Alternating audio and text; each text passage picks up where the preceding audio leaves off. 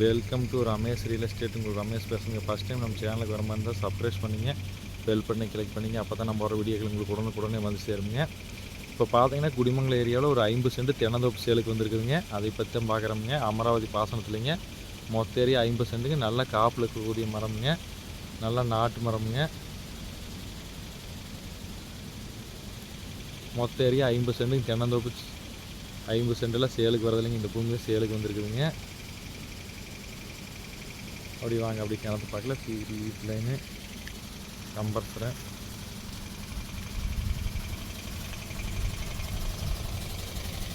கிணத்து வருதுங்க. எப்பவுமே தண்ணி முடியாதுங்க.